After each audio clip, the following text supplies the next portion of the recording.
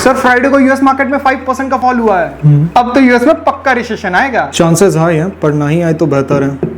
Tariff announcement के 2 दिन पर ही 10% का फॉल, और आगे यूएस मार्केट की कितनी लगेगी वो भी पता नहीं। जितनी खुशी से तुम बोल रहे हो, पता ना अपनी मार्केट भी इसी रीजन से डाउन हुई है। अरे अपना इंडिया सेफ है सर, सिर्फ 26% का टैरिफ लगा, अपने जीडीपी का तो 1% पे भी इम्पैक्ट नहीं पड़ेगा। ये न्यूज मीडिया ने जितना इस देश का नुकसान किया ना, उतना तो इनोवेशन के नाम पे डिलीवरी एप्स ने भी नहीं किया है।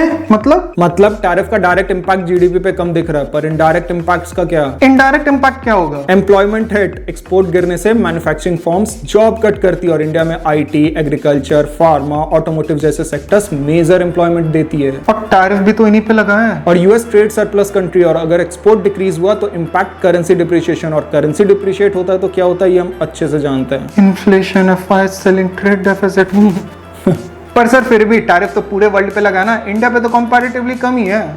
ग्लोबल सप्लाई चेन नाम की भी कोई चीज होती है। अब ये क्या है? मान लो तुम्हारा एक चाय का स्टॉल है। अरे मान लो, बहुत स्कोप है।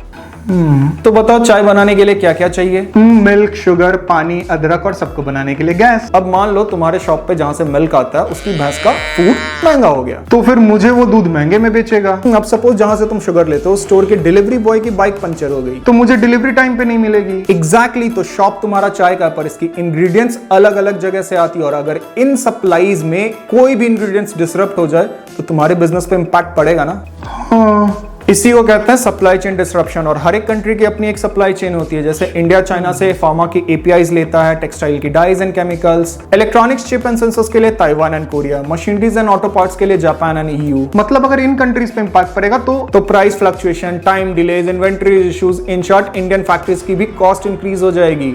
अरे फिर भी इंडिया बेटर प्लेस पे है सर, ये सब तो नॉर्मल इम्पैक्ट है। $4 ट्रिलियन की इकोनॉमी है, और जीडीपी का 60% ना बस अपने डोमेस्टिक कंजम्पशन से आता है।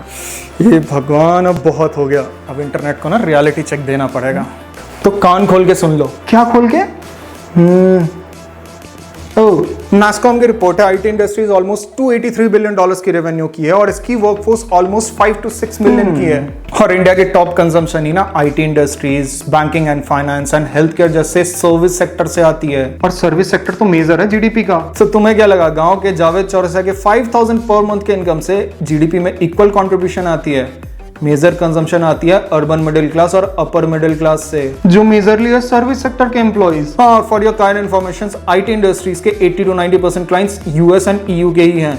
तो वहां अगर रिसेशन आया तो यहाँ job cut, slow revenue, EMI से लेके ऑटो सेल्स तक, इन्वेस्टमेंट, सब मतलब overall domestic consumption slow down होगा। एग्जैक्टली तो ग्लोबल इकोनॉमिक क्रैश शायद हम पर बड़ा इंपैक्ट ना करे, पर इतना इंपैक्ट जरूर करेगी जो अपनी ग्रोथ भी स्लो हो जाएगी। इसीलिए आप बोल रहे थे कि रिसेशन ना आए तो बेहतर है। तो इसीलिए ध्यान रहे, when the king collapses the kingdom also gets destroyed.